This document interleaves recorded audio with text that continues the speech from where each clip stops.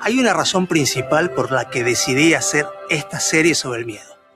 Soy un experto.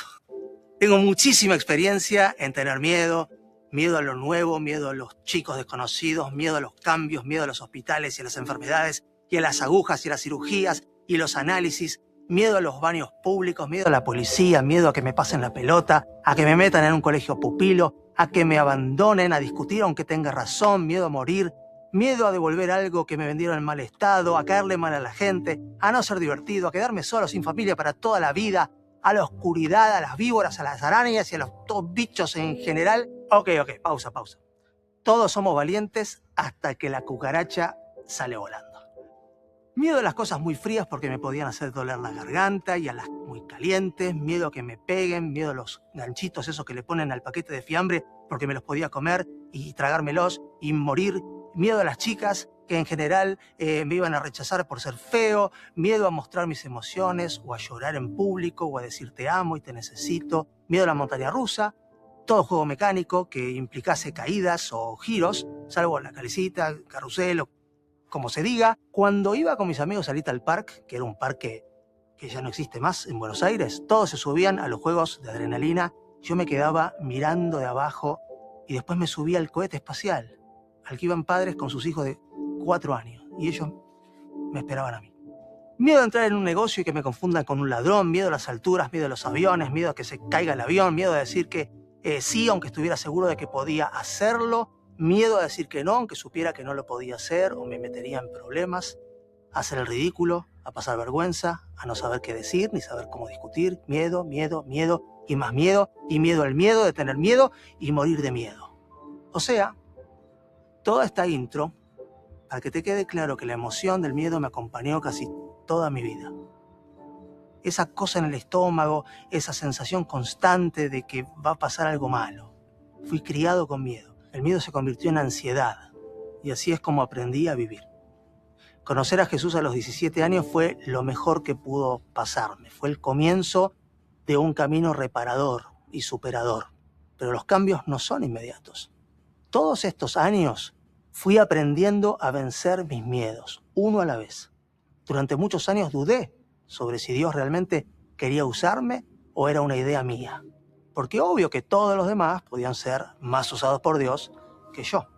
Predicar mejor, cantar y tocar mejor, entender mejor la Biblia, ser más disciplinados y puros y santos. Cada vez que Dios me susurraba algo, el miedo y la inseguridad se apoderaban de mí y disparaban un sinfín de otras emociones y una catarata de sentimientos. Por supuesto que aprendí a convivir con esos estados.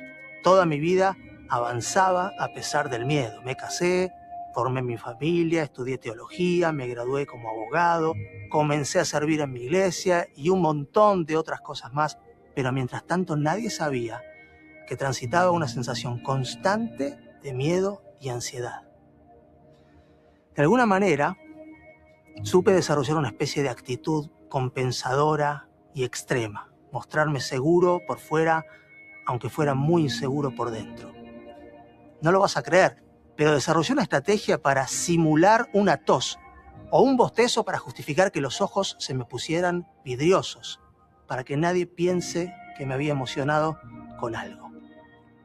Avancé con el miedo y la vergüenza como esos amigos que te hacen mal, pero aún así los conservás, sin darme cuenta durante años que había un secreto para derrotarlos. Cuando compartís tus sentimientos, de golpe se minimizan y hasta a veces se esfuman. El miedo es una emoción natural. Es un sistema de alarma que Dios creó en nuestro cerebro que se activa cuando hay una amenaza.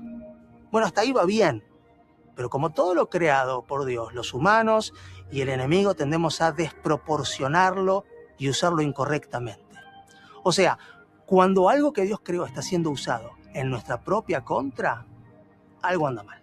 A lo largo de mi vida cristiana, fui encontrando ánimo y valentía en los héroes de la Biblia que se animaron a más. Dios los usaba para animarme a dar mis siguientes pasos, que obviamente me daban miedo. Todos los que hicieron algo importante para Dios en la Biblia comparten una característica. Ninguno sentía que estaba preparado para la tarea, ni que fueran la persona indicada. Es como que cuando Dios necesitaba que un voluntario diera un paso adelante, todos los demás daban uno hacia atrás, menos nuestro héroe de turno. En el Salmo 143, David le dice a Dios, y se dice a sí mismo también, porque las oraciones, las alabanzas y las cosas que escribimos son reveladoras para nosotros, no para Dios, porque Él ya las sabe. David dice así: estoy perdiendo toda esperanza, quedo paralizado de miedo. Fue tan honesto que esa honestidad se transformó en un espejo para mí mismo. ¿Estaba yo viviendo este tipo de honestidad? No. Yo sabía que tenía 1000 miedos, pero lo negaba todo el tiempo. No era capaz de decírselo ni a Dios ni a mi entorno. Y este versículo hizo eco fuerte en mí. Pero como ya te dije, no produjo un cambio en mí de la noche a la mañana. Fueron años de haber vivido con esa emoción dominante. Por más que entendí que podía y debía deshacerme de ella, fue un proceso. Tomó mucho tiempo. Me sentía por momentos con una aparente sensación de libertad. Podía olerla, pero no vivirla. Es como cuando estás a punto de dar un gran salto de fe y no te animás. Sabés que vas a superarte y a liberarte, que es solo un paso, es animarte, pero hasta que no saltes, esos resultados son imaginarios, no reales. Yo podía sentir esa libertad, la veía en otros, podía imaginarme cómo sería la vida siendo honesto sobre mis emociones, pero tenía que saltar, que dar un simple, gran paso. No era tan fácil. Fui superándome un paso a la vez. Miedo cero no es mi estado actual, pero es mi estado ideal. Estoy cada día más cerca de esa confianza y esa fe ciega en Dios.